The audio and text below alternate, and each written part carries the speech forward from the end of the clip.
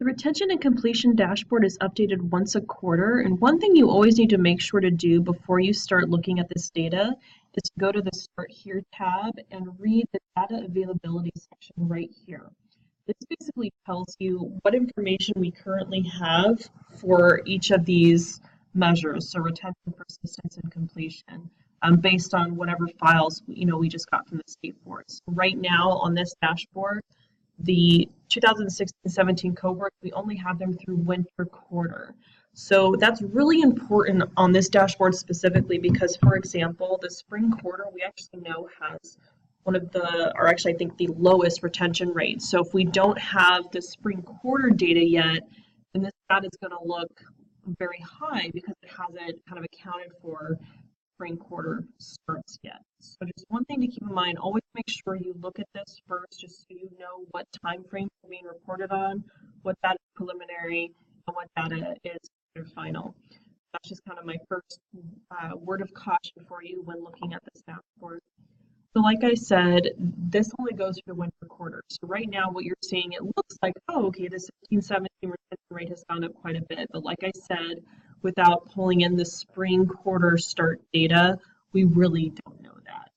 And one way you can tell really easily, if you go under quarter and click on spring, there's no 16-17 data here, and that's because we don't have any of the spring cohorts in here because we haven't received those files yet.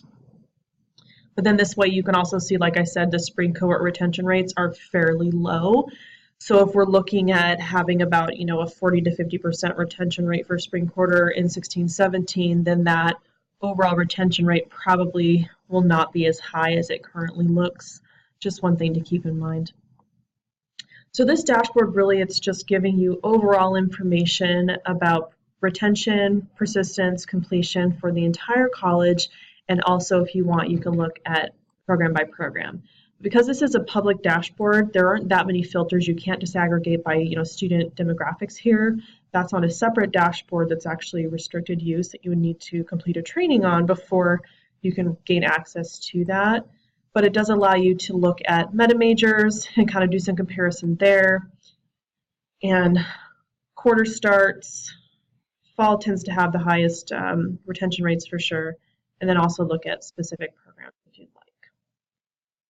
And it does have programs like this one. We know this program doesn't exist anymore, but because this has years of data on it, there's going to be some, outdated programs on here because they were part of our data at the time. So you can look at kind of trends over time with some of these programs, including the completion. We have it separated by certificate completion, degree completion, and then total completion. And that's because we're, interested in tracking the difference because we really want to try and increase degree completion as part of our strategic plan. And that's mostly based on because labor market outcomes generally are better for students who complete degrees. So that's really all this dashboard is. It's just a really kind of quick and easy way to look at where we stand currently with retention and persistence and completion.